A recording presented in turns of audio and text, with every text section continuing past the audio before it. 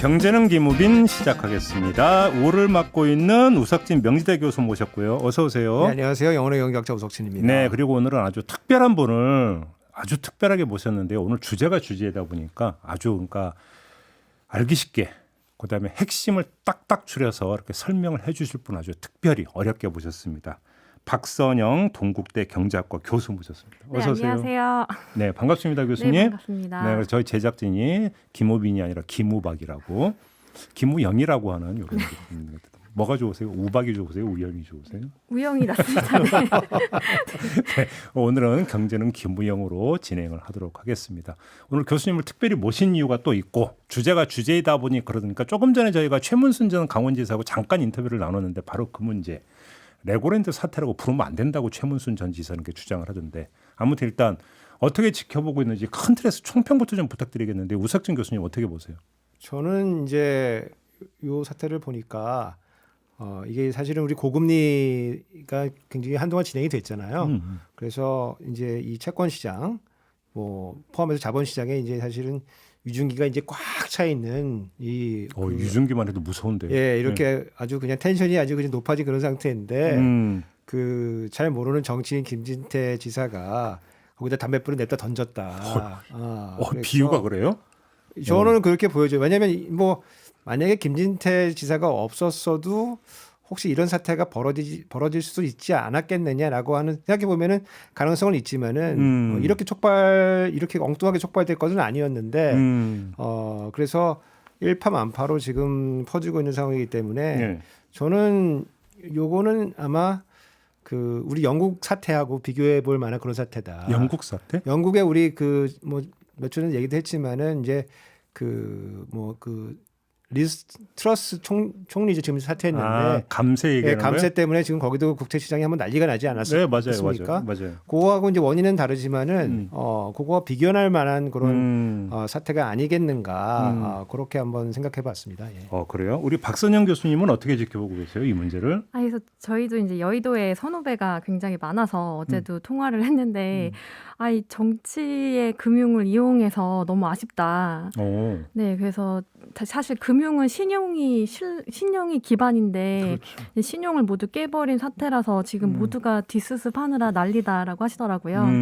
좀 아쉽습니다. 아, 그래요? 네. 벌어지지 않아도 될 일이었다. 두 분의 그러니까 총평을 좀 정리하면 이렇게 봐도 되는 겁니까? 당연하죠. 네. 그래요? 네. 벌어지지 않아도 될 일이 벌어졌다. 그러니까 그 이제 뭐 김진태 지사 같은 경우에 뭐 뒤에 시간 되면 좀 말씀드리겠지만은 뭔가 좀 강원도 지사가 조금 중앙에서 좀 멀어져 있잖아요. 예. 그래서 뭔가 중앙에 이제 그 어떤 관심 받고 싶어서 이렇게 된 거 아닌가 싶어요. 왜냐하면 그 우리 2010년도 정도에 그 지금 이제 민주당 대표 이재명 그 대표가 이제 성남 그 시장 시절에 네. 사실 성남시장이 누군지 사실 잘 모르잖아요. 그렇죠. 예. 근데 갑자기 거기서 성남시장이 그 성남시가 모라토리엄 선언하면서 갑자기 맞아요. 이건 또 뭐야 이렇게 그렇죠, 맞아. 한번 주목을 딱 받았던 적이 있거든요. 네. 아마 그런 거를 조금 노리고 생각하면서 우리가 이제 그 지난 아까 그 최문순 전 지사 왔다 가셨지만은. 예. 그때에 일어났던 여러 가지 그 방만한 재정에 대해서 우리가 경정 올린다. 그런 차원에서 아마 이렇게 가벼운 생각을 했던 것 같은데 이게 실제로 어떤 결과를 가져올지는 뭐 전혀 몰랐을 것 같아요. 근데 아무튼 금융만 나오면 저는 머리가 빠개져요. 너무 복잡해가지고 이게 그러니까 왜 문제가 이렇게까지 됐는지 일단 좀 그 그림을 좀 쉽게 좀 한 분이 좀 설명 좀 해주시겠어요? 어떻게 된 건지? 일단 시작은 이제 부동산 PF가 뭔지 좀 이해를 하셔야 되는데요. 프로젝트 파이낸싱이라고 그러는 네. 근데 부동산 담보대출이랑 비교하면 이해가 훨씬 쉬우세요. 근데 담보대출은 건물을 담보로 돈을 빌려주는 거잖아요. 근데 부동산 PF는 내가 이 땅에 건물을 지어서 나중에 팔아서 수익을 낼 테니까 미래 수익을 담보로 건물을 짓게 돈을 빌려줘. 이게 부동산 PF. 네. 네. 있고 이제 이번에 문제가 된 건 부동산 PF ABCP인데요. 그러니까 ABCP를 간단하게 설명을 드리면 이제 자산담보부 기업어음이잖아요. 기업어음은 일단 신용대출이에요. 그렇죠. 네, 그렇죠. 근데 자산담보부 신용대출은 뭐냐면 내가 매달 월급을 받으니까 이 월급을 담보로 좀 돈을 빌려줘 이렇게 하는 게 이제 ABCP예요. 근데 이제 부동산 PF는 약간 불안하잖아요. 예. 뭐 제가 뭐 실직을 할 수도 있고 일을 그만둘 수도 있으니까 그렇죠. 돈을 빌려주는 입장에서는 사장님한테 이 보증을 서달라고 하는 거예요. 그러니까 제가 취직한 회사의 사장님한테 이게 이제 그러니까 강원도가 되는 거죠. 그렇죠. 그래서 보통은 이 부동산 PF ABCP 시장에서는 뭐 강원도, 뭐 현대건설, 뭐 메리츠 이런 여러 가지 기관들이 보증을 서줘요. 이게 이제 부동산 PF ABCP 시장입니다. 네, 근데 이제 어떻게 전개가 된 거냐면 사실 우리나라는 역사적으로 중앙집권 국가잖아요. 강원도나 사실 대한민국 정부나 동급으로 봐요. 근데 강원도가 갑자기 돈을 안 갚아준다고 한 거예요. 그러니까 사실 이거는 대한민국 정부가 돈을 안 갚아준다고 하는 거와 마찬가지죠. 그렇죠. 그러니까 이제 이 ABCP 시장 만기가 한 달 3개월이에요. 그러니까 만기가 돌아올 때마다 이제 사람들이 나는 더 이상 돈 안 빌려주고 내 원금 줘 이렇게 된 거예요. 만기가 한 달 그거밖에 안 돼요? 네네네. 근데 그게 이제 네. 이제 ABCP가 계속 만기가 들어오는데 이제 돈을 못 갚게 되니까 이제 그 강원도가 이제 보증을 섰으니까 지급 보증을 했기 때문에 이제 그 돈을 대신 갚아줘야 되는데 요거를 이제 못 갚겠다고 이제 이런 식으로 의견을 표출을 한 거예요. 그렇죠. 그러니까 이제 그 채권자들이 이제 돈 안 갚으면 큰일 나잖아요. 예. 그러니까 일단 우리가 만기를 좀 상환을 좀 연장을 해줄 테니까 조금 이따가 한번 갚아봐. 이제 이런 식으로 이제 협상을 시도한 것 같아요. 근데 강원도 이걸 다 거절을 하게 되고 예. 그래서 만기가 이제 9월 29일인데 9월 28일 날 이제 그 완전히 이제 그 만기 연장도 안 받아들이고 우리 지급 보증했던 것도 사실은 돈 못 갚아주고 니네 뭐 우리 자산 있는 거 다 팔아가지고 그걸로 일단 갚고 나머지 부족하면 우리가 나중에 갚아줄게 이렇게 나오게 되기 때문에 채권 시장이 완전히 난리가 난 거죠. 그러니까 떼일까봐 그렇죠. 돈은 이제 뭐 뗄 위험이 높아진 거고 일단 그 정부가 보증을 했잖아요. 예. 우리가 이제 사실 이 정부를 조금 이해를 하면 좋은데 저희는 어떻게 표현하는 저지정서 어떻게 표현하냐면은 2대 8로 걷고 6대 4로 쓴다 이렇게 표현을 해요. 그럼 뭐예요? 그래서 지방 정부가 세입은 중앙 정부 대 지방 정부와 하면은 지방이 2 정도 걷고 그 중앙 정부가 80 정도 걷어요. 근데 쓰는 거는 6대 4로 쓰거든요. 지방 정부 60을 쓰고 중앙이 40을 써요. 무슨 얘기냐면 지방 정부의 대부분의 돈은 중앙 정부에서 가는 거예요. 그래서 지방 정부에서 벌어지는 일들은 보통 중앙 정부의 이제 그 궁극적인 보증이 있는 거고 마찬가지거든요. 그러니까 지방 정부가 보증을 했다고 하더라도 궁극적으로 중앙 정부가 보증했다고 보통 사람들이 봐요. 근데 갑자기 이 제일 좋은 이 보증이 들어간 그 ABCP라고 하는 그 금융 상품이 부도가 나버렸으니까 이제 그러면은 이게 뭐지 이렇게 되면서 이 시그널을 해석하고 대응하느라고 시장이 난리가 난 거죠. 자, 여기서 하나하나 좀 짚어보죠. 조금 전에 저희가 이제 최문순 전 지사하고 인터뷰를 했는데 일각에서 제기했던 문제의 발단은 그 2,050억 그거를 보증을 하면서 도의회의 승인을 받지 않았던 최문순 당시 강원지사의 실책이 문제가 있다. 이런 주장이 나왔고 아까 인터뷰에서 그 질문을 드렸더니 그 조금만 아는 사람은 다 웃는다. 이런 취지로 답변을 했거든요. 말도 안 되는 얘기고 받았고 심지어 행정안전부까지 올라갔다. 이렇게 주장하는데 이게 메커니즘상 어떻게 되는 겁니까?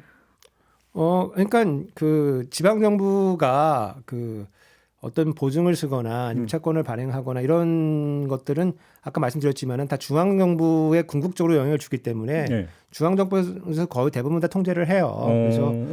그래서 그 뒤에 기회에 대해서 말씀드리겠지만은 강원도가 예컨대 지급 보증을 이제 하지 않겠다고 이제 선언을 하게 되면은 중앙 정부도 당연히 이제 그런 사태를 좀 파악을 하죠. 네. 파악을 하고 우리는 어떤 조치를 취해야 될 것인가에 대해서 아마 논의가 다 진행이 됐을 거예요. 그런 의미에서 그 이게 그 뭐 최문순 전 지사의 그냥 어떤 뭐 책임이다 이렇게 볼 수는 없는 거죠. 다 그 정부가 예. 중앙정부, 지방정부 다 같이 어떤 정보를 다 공유하고 있었던 그런 상황인 거고 최근에 이제 요 사태가 이제 벌어지게 된 거는 어떤 사정 방향이 있었느냐라는 걸 좀 봐야 되는데 예컨대 강원도가 갑자기 돈이 없어졌다. 예. 우리 예산이 없어가지고 이거 예. 못한다. 예. 이럴 수도 있잖아요. 이럴 수도 있고 그런 경우에는 뭐 어쩔 수 없이 뭐 파산할 수도 있는 거죠, 사실은. 근데 우리나라는 이제 소위 말하는 이제 연성 예산이라는 걸 따르고 있거든요. 그래서 경성 예산 우리가 연성 예산 이렇게 표현하는데 연성 예산은 뭐냐면 중앙 정부의 문제, 지방 정부의 문제가 생겼을 때 중앙 정부가 들어와요. 네, 들어와요. 그래서 지방 정부의 파산이라는 게 사실 테크니컬리 가능하지는 않아요. 네, 근데 그 경성 예산을 한다고 치면은 그건 지방 정부는 지방 정부 나름대로 그냥 파산하는 거죠.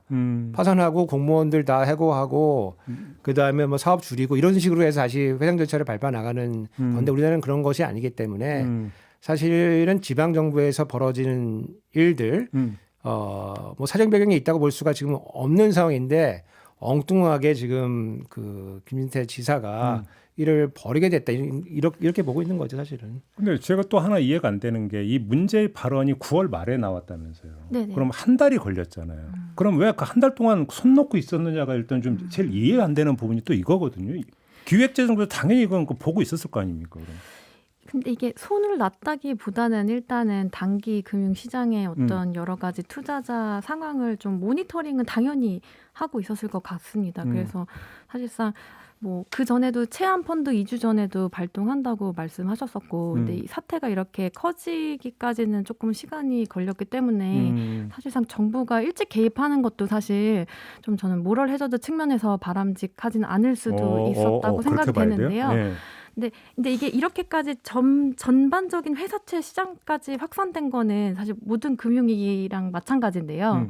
97년 아시아 위기 보면 태국에서 시작됐는데요. 모든 외국인 투자 자금이 동남아시아에 다 빠졌거든요. 그러니까 촉발된 데서만 빠지는 게 아니라 유사한 업체에서 다 빠져요.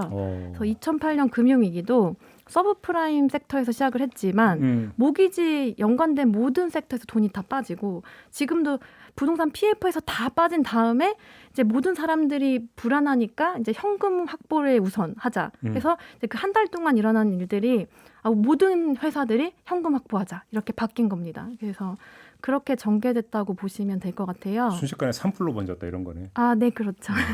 그러니까 저는 뭐 아쉬운 지점은 뭐냐면은 이게 사실 채권 금액이 2,050억 뭐 2천억대거든요. 근데 우리 지금 나온 대책을 보면은 이제 50조 플러스 알파가 나와 있잖아요. 저 그 여쭤보려고 했어요. 예, 어떻게 이렇게 그래서 받을 수가 있어요, 이게? 그러니까 2천억대라고 하는 거는 사실 정부 예산 규모로 보면 큰 문제는 아니에요. 그러니까 예컨대 강원도에서 지급 보증 이제 불이행을 선언을 했을 때 예. 중앙 정부에서 바로 개입할 수도 있는 거거든요. 예. 이게 무슨 소리 하는 거냐.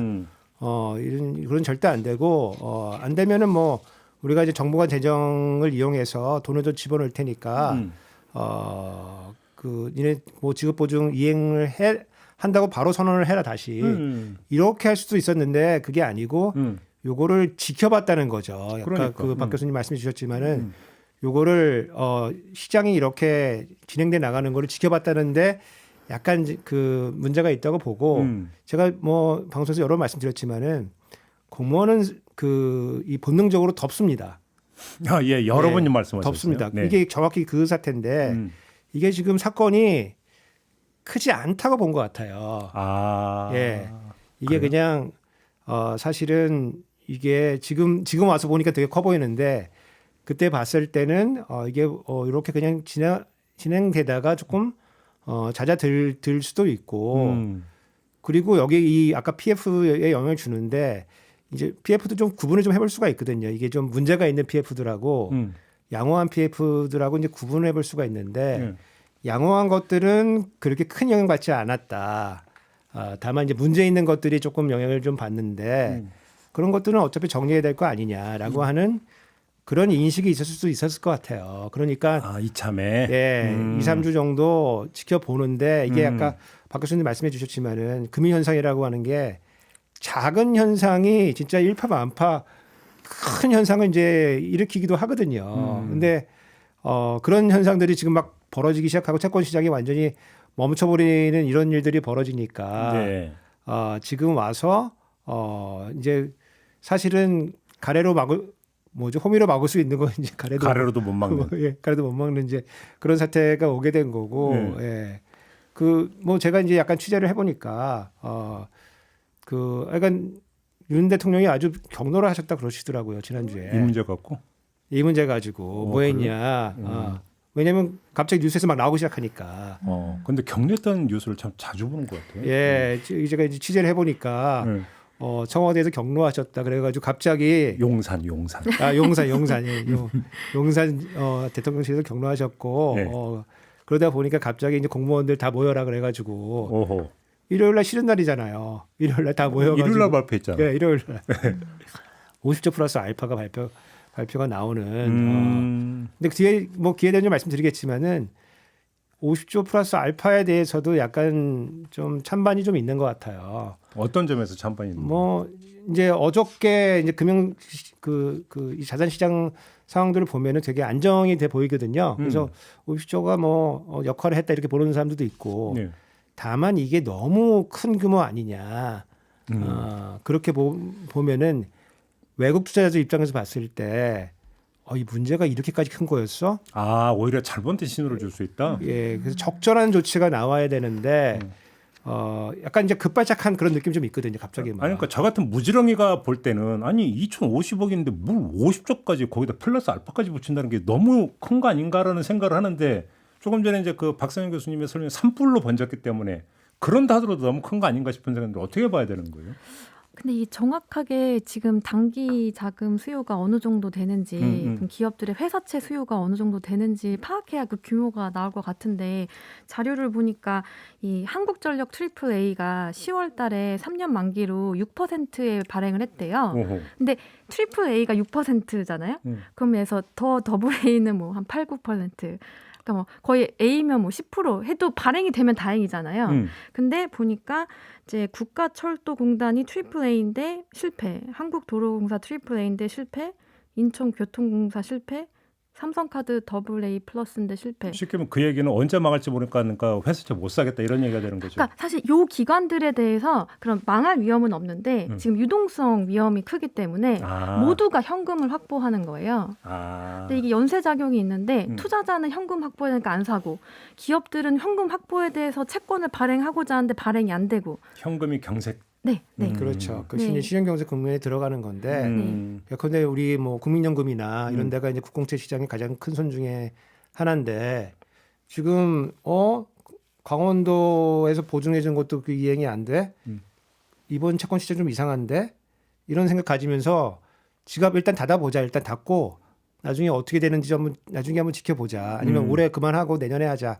이런 식의 이제 의사결정들을 이제 큰 손들이 내리게 되니까 돈이 마르게 되고 돈이 마르면은 또 현금 확보해야 되는 데들은 또 현금을 막 확보하기 위해서 예컨대 은행채다 이런 약간 한전이다 이런 데가 돈을 막 끌어모으기 시작하니까 시중에 돈이 마르거든요. 맞아. 돈이 마르니까 그 아래 등급 갖고 있는 이제 회사채들은 이게 금리를 올려도 이게 신용 스프레드라고 하는데 가상금리를 더 올려도 이게 확보가 안 되는 소위 말하는 이제 신용 경색 국면에 이제 들어가는 거거든요. 그래요. 그럼 만약에 제가 돈을 억수로 갖고 있다면 기회는 찬스. 이때 사들이면 낫지 않을까라는 생각도 하는데. 그렇게 생각하시는 분들이 지금 거의 없다는 거죠. 지금 일단 역시 저 같은 사람은 돈을 못 버는 네. 겁니까? 너무 위험하니까 네, 여기 플러스 이제 글로벌 경기 침체 위험까지 있으니까 최대한 현금으로 갖고 있죠. 쉽게 말하면 이제 돈이 완전히 메말라 버렸다. 네네. 한마디로 정리하면 그래서 50조 플러스 알파를 풀어야 되는 상황까지 내몰렸다. 아마 정확하게 규모를 안 밝힌 게 상황 봐서 필요할 때마다 더 증액할 더 할 수도 수도 있고. 있다고 보세요? 저는 물론 이제 정부가 좋은 시그널을 보내면 왜냐하면 투자자들은 돈은 다 확보하고 있기 때문에 다시 신용이 풀리면 그렇죠. 나올 거 아니에요 돈이. 네, 괜찮을 수도 있을 것 같은데 약간 그런 신용을 어떻게 리더십을 갖고 회복하느냐 그게 좀 중요할 것 같습니다. 야 이게 금융은 정말 한순간이네요. 그렇고 보면. 네. 왜냐하면 금융 플레이어라고 하는 게 다들 사실은 다 머리가 좋고 네. 정보가 빠르고 네. 이런 사람들이 금융 섹터에서 일을 하잖아요. 네. 저희 같이 약간 좀 느리고 약간 좀 아니, 어딘 사람은 아니 저같이 삐딱선 타가지고 베스트셀러 그럼 난 안 봐. 그리고 다 몰려가 그럼 난 다른 데로 갈까 이런 망하는 겁니까 그러면? 그러니까 아무래도 하이리스크. 제발 아니면 쪽박. 변화된 세상에 적응하기 힘들죠. 네. 네. 그러니까 이제 금융 섹터라고 하는 게 정보가 엄청 빨리 회전이 되고 진짜 무섭구나. 그 정보를 소화할 수 있는 능력들이 굉장히 높은 수준에 있는 사람들이 하기 때문에 이게 약간만 이제 시그널이 가도 그 시그널을 다들 해석을 잘해가지고 한꺼번에 그 의사결정을 내려버리기 때문에 네. 그 여파라고 하는 거는 우리가 생각했던 것보다는 훨씬 더 클 수가 있는 거죠, 사실은. 그러니까 그럼 중간 정리를 하여간 어딘가 지금 근거에 돈은 쟁여져 있고 안 나오고 있는 거잖아요. 네네. 그러면 이번에 50조 플러스 알파라고 하는 발표가 나왔으면 이제는 믿어도 되겠다. 안심 심리를 줘가지고 돈이 다시 나올 가능성은 어느 정도 있다고 전망을 하세요. 두 분이 보시기에는. 근데 약간 어제는 사실 장단기 스프레드가 더 벌어졌다고 하더라고요. 그러니까 아직도 여전히 단기의 금리를 빌리는 게 좀 어렵다고 하는데 근데 저는 크게 두 가지 측면에서 위기가 되진 않을 거라고 보는 게요. IMF 위기랑 2008년 위기를 보면 이건 달러 표시 단기 부채의 위험이 생겼을 때 생기는 거예요. 우린 달러가 없으니까 당장 갚아야 되는데 달러가 없으면 심각하잖아요. 근데 이거는 원화 시장의 부채 문제잖아요. 그렇죠. 한국은행이 뭐 공급하면 해결할 수 있어요. 그러니까 이건 우리나라 시장 안에 원화 시장이기 때문에 정부나 한은의 의지가 있으면 얼마든지 해결할 수 돈을 풀 수는 있다. 네. 두 번째로는 이제 그냥 이게 제가 전문직인데 카드론이 막혔어요. 그럼 사채를 잠깐 쓰느라 힘들겠지만 어차피 전 전문직이니까 내년에 돈은 잘 벌 거 아니에요. 그러니까 한국 경제 펀더멘털에 문제가 생긴 게 아니고 일시적으로 돈이 없는 거니까 뭐 이걸로 인해서 막 경제 위기, 막 IMF 위기 이런 건 아닌데 굳이 치르지 않아야 될 비용을 조금 이상한 판단에 의해서 겪고 있는 게 신기한 따름입니다. 신기하다. 너무나 중요한 지적이신데요. 네. 그 지금 우리가 어떤 유동성이 지금 많기 때문에 금리를 올려가지고 지금 유동성을 지금 빨아내는 중이거든요. 근데 그렇죠. 욕조에 이제 물이 막 넘쳐대니까 그러니까. 이제 플러그 뽑아가지고 이제 물을 지금 빼고 있는데 지금 요 문제가 생겨가지고 다시 소방호수 갖고 와가지고 다시 물을 거기다 그렇죠. 부어야 되거든요. 그렇죠.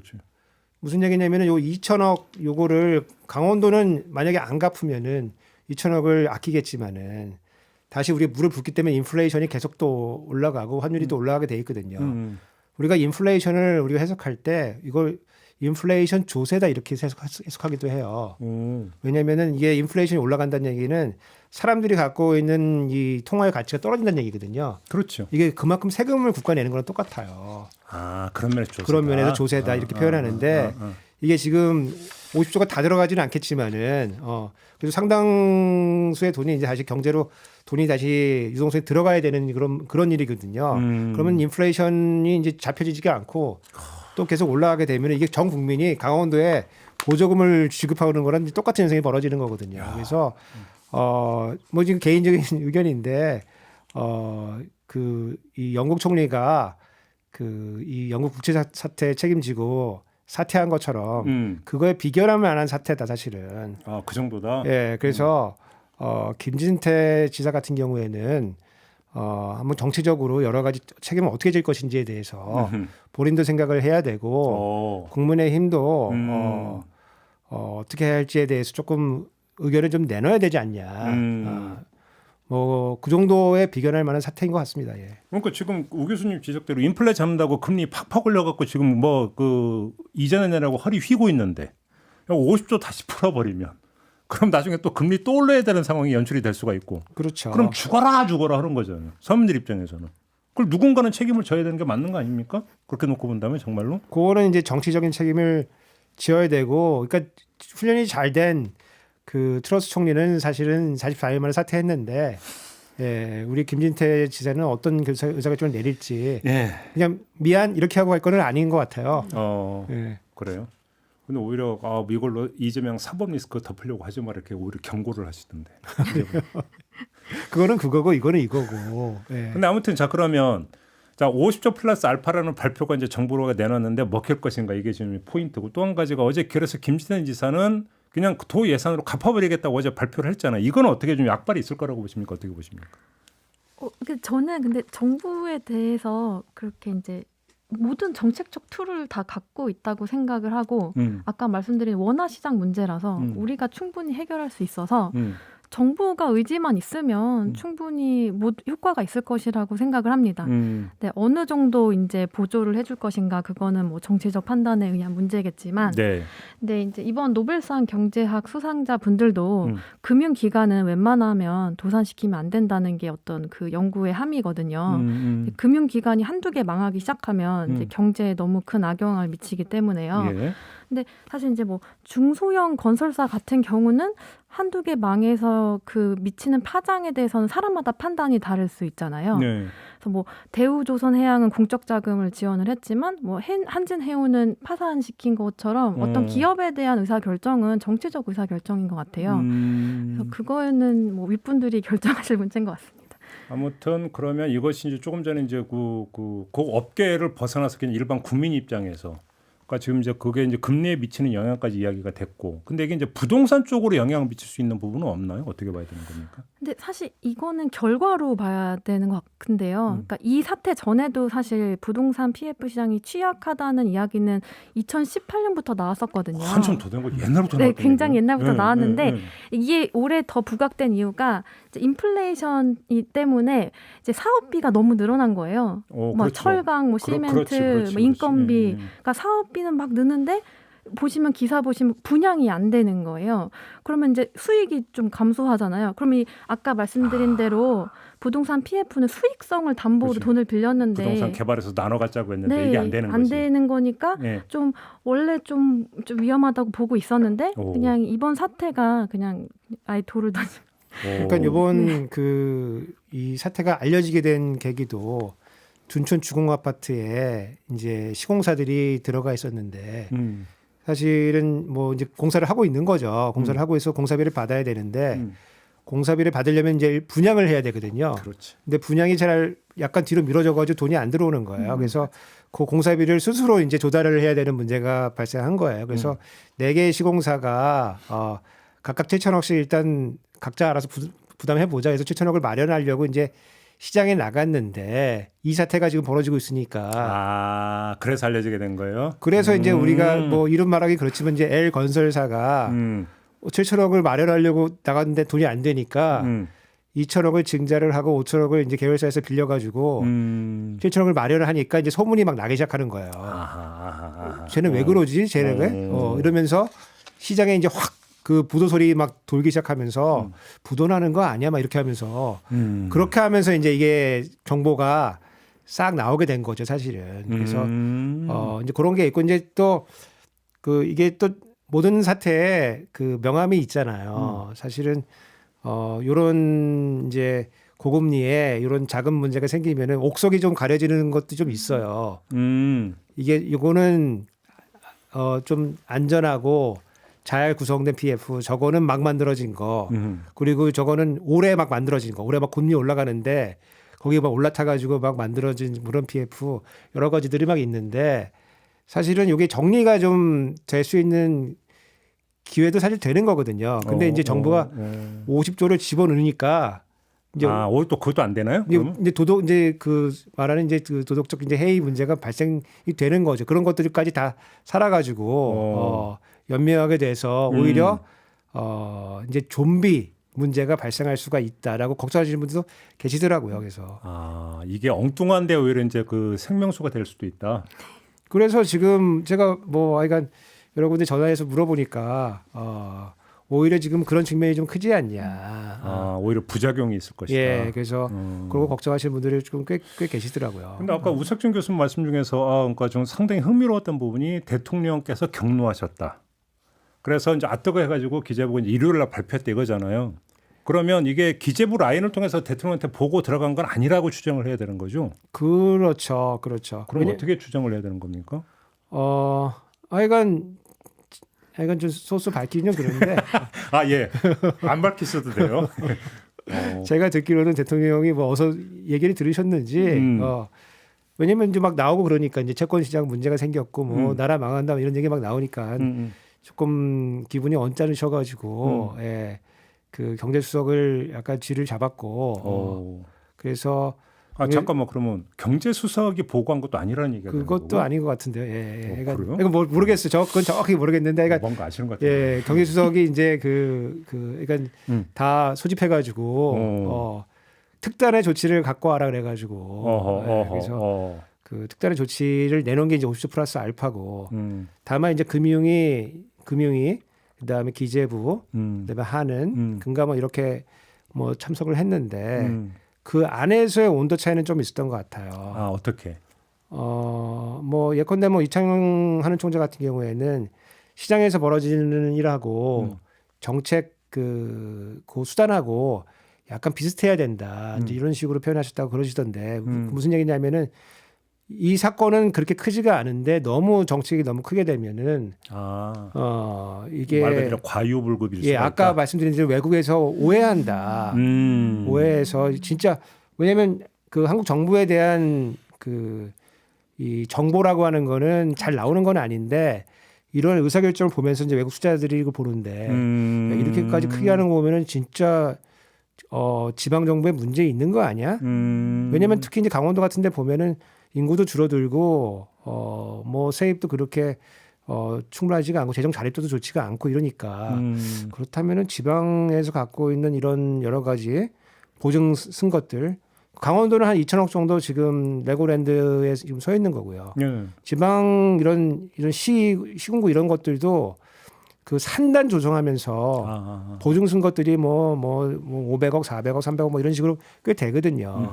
이런 것도 다 연쇄적으로 문제 생기는 거 아닌가라고 하는 의심들을 사게 되면은 그러면 실제로 있는 위험보다도 더 크게 평가받아서 아까 박성인 교수님 얘기해 주셨지만은 그런 이제 생각이 생기면 돈을 한꺼번에 다 빼버리거든요. 그러면 우리나라 채권 시장 자체가 문제가 발생할 수 있다는 그런 분위기가 그 일요일날 회의에 있었다. 그거 제가 전해 들었죠. 그렇구나. 역시 뭐 정보통이 많아가지고. 최고. 근데 시선 중에 오래 나와가지고 그것도 많이 끊겼습니다 지금. 어떻게 연구 용역도 끊겨, 정보 라인도 끊겨, 어떻게요? 그냥 저희하고 그냥 여기에 뼈를 묻으셔야 될 것 같은데. 아무튼 그러면 정리를 하면 윤석열 대통령이 시장 안정화 조치를 신속하게 집행하겠다고 했는데 그게 바로 50조 플러스 알파 그냥 그렇게 이해하면 되는 거예요? 네. 여기에 뭐 다른 거 더 있는 건 아니고? 뭐 지금 나올 거는 뭐 거의 다 나왔는데 이제 뭐 곧 있으면은 뭐죠 경제민생 대책 회의인가? 내일인가? 그거를 뭐 공개적으로 공개적으로 한다고. 저는 그거는 안 했으면 좋겠어요. 왜요? 공개적으로. 왜? 그러니까 지금은 약간 안정이 지금 돼가고 있는데 전문가들이 뛰어들어가지고 지금 안정화시키고 있는데 거기에 또 다른 메시지가 이제 섞이는 메시지가 나가게 되면은 그러면은 그게 과연 시장을 위해서 좋은 건가? 그런 면에서 아니 뭐 예컨대 뭐 지금 경제 위기가 왔는데 내가 나서가지고 이걸 다 해결했어 이 이미지 주고 싶으실 것 같긴 한데 열심히 경제 민생 챙기는 모습.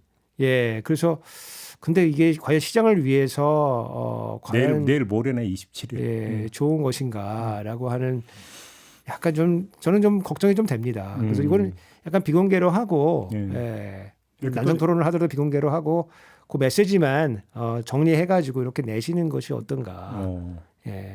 이렇게 꼭 지키는 발언을 하세요, 우 교수님이. 그러게요. 그러니까 또 격노하시면 어떡하려고. 그러게요. 박선희 교수님께 제가 여쭤볼 게 있는데요. IMF 트라우마가 있다 보니까 금융에 금자만 나오도 살떨리거든요. 네네. 근데 요번에 또 이 건이 터져 버리니까 이러다 우리나라 정말 큰일 나는 거 아니냐라고 걱정하는 분들이 꽤 계세요. 네네. 이런 분들한테 어떤 말씀 주시고 싶으세요? 그러니까 그런 트라우마가 있는 건 당연할 수밖에 없는 게 독일 같은 경우도요. 그 전쟁 후에 하이퍼 인플레이션 때문에 굉장히 재정을 아껴서 사용하는 그 식으로 역사적 경험이 있잖아요. 맞아요. 근데 사실 우리나라는 뭐 외환 보유고도 뭐 세계 5위 정도 수준이고. 세계 5위예요? 네, 그리고 우리나라가 순대외 채권국이에요. 그러니까 우리나라가 투자한 게 빌린 돈보다 훨씬 많은 나라예요. 그래요? 네, 그러니까 우리나라는 돈이 이제 되게 많은 나라예요. 그리고 IMF에서도 선진국으로 분류를 하고 있고요. 그래서 사실 그 IMF급 경제 위기는 오지 올 수가 없는 상태이고요. 뭐 은행이 뭐 하나도 뭐 헷갈려 넘어가가지고 뭐 예금도 못 찾고 뭐 이런 사태 발생. 은행이 제일 안전해요. 뭐 BIS 비율이 18% 정도에다가 다 아마 전체 규모가 한 1,000조 정도인가요? 한 은행당 200조 정도 자산을 갖고 있고요. 와. 은행이 제일 안전한. 그거 다 예금 받아서 저기 이자 받아갖고 그런 거죠? 네, 그렇습니다. 근데 지금 우리가 채권 시장은 눈에 안 보이잖아요. 그러니까 기관들의 은행이니까 우리가 모르는 문제에서 이제 문제가 생긴 건데, 그래서 사실 지금의 상황에서 언론은 좀 좀 안심을 시킬 필요가 있는 것 같아요. 오히려 언론 네, 보도에서도 네, 네. 너무 불안을 조장하지 마라. 네. 그렇게 되면 오히려 없던 위기도 그러니까 뭐 자기 실현적 예언이라고 하잖아요. 그래서 오히려 그러다 보니까 투자자들도 더 움츠러들고 소비도 위축되고 투자도 위축되니까 오히려 그게 더 위기로 이어지지 않게 조금 더 맥락이 같네. 아까 이제 50조 플러스 알파도 이게 오히려 해외에 엉뚱하게 이제 잘못된 신호를 줄 수 있다는 걱정도 같은 맥락에서 지금 나오고 있는 거잖아요. 그러니까 실상보다도 과도하게 불안이 조성이 되어버리면 오히려 그 부메랑으로 돌아온다 이런 얘기잖아요, 결국. 맞습니다. 네. 다만 이제 그 외국 투자자들이 지금 그 태국하고 우리 시장을 만약에 그 IMF 같은 그 외환 위기가 발생한다고 하면은 그러면은 주 타겟이 될 거다라고 하는 거는 또 우리가 또 주의를 좀 가지고 살펴봐야 될 측면이 좀 있을 것 같아요. 그래요. 알겠습니다. 자, 정리를 좀 해야 될 건데 아무튼 이러면 레고랜드 사태는 일단은 일단락이라고 표현해요. 하여간 한숨은 돌렸다 이렇게 봐도 되는 겁니까? 평가를 하자면 어떻습니까? 두 분 좀 정리를 해주신다면. 하여간 이게 소동으로 그냥 끝나면 좋을 것 같고요. 네. 소동으로. 예. 그래서 어쨌든 50조 플러스 알파를 이용해서 자본시장이 좀 안정이 된다고 하면은 그러면 뭐 좋은 이제 사실 조치들을 한 거라고 이제 평가할 수 있는 건데 그럼 과연 그 전에는 막을 수 없었겠냐라고 하는 걸 보면은 그러니까 이 공무원으로 구성된 이 윤석열 정부의 속성상 이게 선제적으로 안 움직였다. 그죠? 이제 선제는 공무원들이 제일 쓰기 좋아하는 단어죠. 단어는 좋아하는데 단어는 행동은 안 돼. 좋아하지만 절대 먼저 움직이지 않는다. 그러니까 여러 차례 강조했으니까 절대 먼저 움직이지 않는다. 그게 이번에 여실히 확인. 여실히 확인되는 거죠. 그렇죠. 우리 박선희 교수님. 말씀하신 데 동의를 하는데 이제 사후적으로는 또 이제 정부의 정보력이나 정책 수단, 경험 이런 게 굉장히 뛰어나기 때문에 수습은 분명히 정치적 의지만 있으면 너무 쉽게 할 수 있다. 문제가 그렇게 어려운 문제 아니다라고 생각을 합니다. 어려운 문제는 아니다. 네. 아무튼 수습이 되더라도 사후적으로라도 책임 물을 건 반드시 또 물어야 된다. 아까 우석준 교수님이 강조했던 게 이제 바로 그 문제인 거고. 왜 이렇게 평지풍파를 일으켰느냐 이거잖아요. 뭐 정치적인 이득 때문이죠. 그래서 그 이번 이 사태에 대해서 강하게 책임을 묻지 않으면은 이 이후에도 정치인들이 또 경제에 큰 악영향을 주는 의사결정들을 막 할 수가 있기 때문에 그렇죠. 여론으로 좀 압박을 좀 할 필요가 있다. 근데 말씀도 좀 깎아본 게 관료들은 안 움직이고 정치인들은 경제 모르면서 괜히 악영향이나 주고 그럼 도대체 누가 해야 되는 거예요, 도대체? 그럼 그거에 이제 조합이 잘 맞아야 되는 거죠, 조합이. 이렇게 한쪽으로 몰려가지고 하면은 안 된다. 그러니까 늘공과 어공의 이 견제와 균형이라는 견제 게 그래서 균형 그러니까 이게 필요하다. 이제. 그러니까 항상 정답은 가까이 있어요. 보면. 알겠습니다. 자, 이렇게 오늘 마무리하고 박선희 교수님 종종 나와주세요. 네. 네, 오늘 반가웠습니다. 영광입니다. 네. 자, 우석균 교수님도 수고하셨고, 예, 감사합니다. 자, 두 분 수고하셨고요. 저도 함께 물러가겠습니다. 고맙습니다.